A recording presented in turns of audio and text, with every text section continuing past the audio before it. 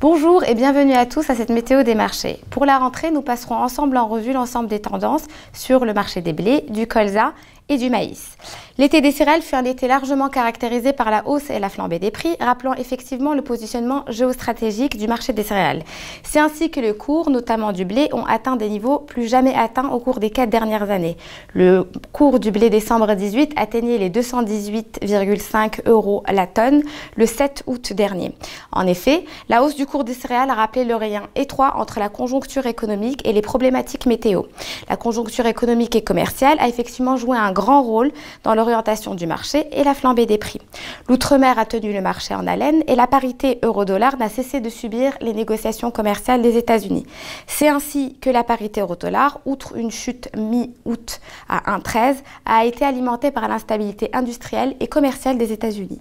Grand soleil sur le blé. Sur le marché du blé, le début de l'été et le déficit hydrique qui s'y installait laissaient déjà présager une restriction importante des récoltes européennes, affichant des prévisions pour les pays producteurs un à la baisse, comme la France, la Pologne ou encore l'Allemagne. Si toutefois ces conditions météo sont devenues plus favorables dès la mi-août, il était probablement déjà trop tard pour attendre une amélioration significative des rendements. L'Observatoire européen Mars présente une estimation de rendement pour le blé européen à 5,7 tonnes par hectare, soit largement en dessous de la moyenne des 5 dernières années. Par ailleurs, un contexte météorologique difficile venait appuyer les bilans tendus par un déficit hydrique largement installé sur la majeure partie de l'Europe de l'Ouest. C'est ainsi que les cours de blé se sont majoritairement établis au-dessus de la barre des 200 € tonne. Ces hauts niveaux atteints ont d'autant plus été maintenus que les pays importateurs ont affiché de larges demandes d'achat.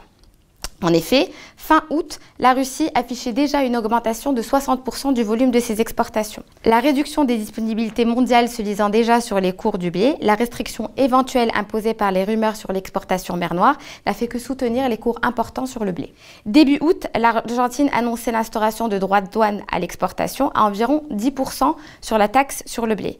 La Russie, quant à elle, s'avançait tantôt sur la restriction des volumes à l'export, tantôt sur une mise en place de taxes sur l'export.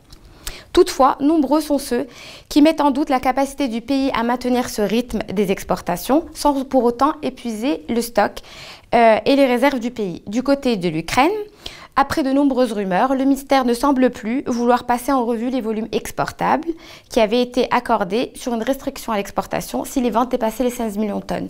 Aujourd'hui, les cours du blé, notamment sur le matif, semblent vouloir consolider sur les hauts niveaux, si bien que le contrat décembre 18 clôturait hier sur un niveau de 202,50 € la tonne. Météo ensoleillée également sur le colza. Le colza, quant à lui, cet été, a également bénéficié du sillage haussier poursuivant l'escalade des cours qu'a connu le blé. Le soja n'a cessé d'être tiraillé par les répliques commerciales et la guerre qui s'est déclarée entre la Chine et les États-Unis. Après plusieurs menaces importantes, la Chine n'a eu de choix que de répliquer aux menaces des droits de douane portant sur 200 milliards d'importations chinoises. La Chine répliquait, imposant des droits de douane à son tour, sur 60 milliards d'importations américaines dès le 24 septembre. Dans ce contexte commercial vivace, le contrat soja américain franchissait le seuil psychologique des 9 $ par boisseau en juillet. Depuis, les importations de soja baissaient de 2,1% par rapport à l'année dernière. Et les cours de soja semblent retrouver depuis un semblant d'accalmie pour revenir se négocier actuellement à 8,30 $ par boisseau. Par ailleurs, la restriction imposée et la sécheresse connue en Argentine rendent la substitution de la consommation chinoise difficile. Sur le matif, le colza présentait les mêmes fluctuations cet été. Après un mois de juillet et d'août caractérisé par la même hausse et la même flambée des cours, le contrat colza novembre 18 bénéficiait du contexte soja et de la hausse des cours blé, atteignant 383 € la tonne le 6 août. Depuis, le cours du contrat colza novembre 18 est revenu sous la barre des 370 € la tonne. Le temps se couvre sur le maïs. Le cours du maïs connaissait cet été le même engouement que le blé, si bien que les cours du maïs, novembre 18, franchissaient également la barre des 200 €. Les cours du maïs semblent également manifester un recul, et ce malgré la période des travaux de récolte actuelle en France, qui ne laisse présager que des rendements en baisse comme en Allemagne suite à la chaleur de cet été. Le ministère de l'Agriculture a baissé d'ailleurs ses prévisions de 2018 de 13% par rapport à l'année dernière. Sur le marché américain, nous observons également un mimétisme de cette hausse.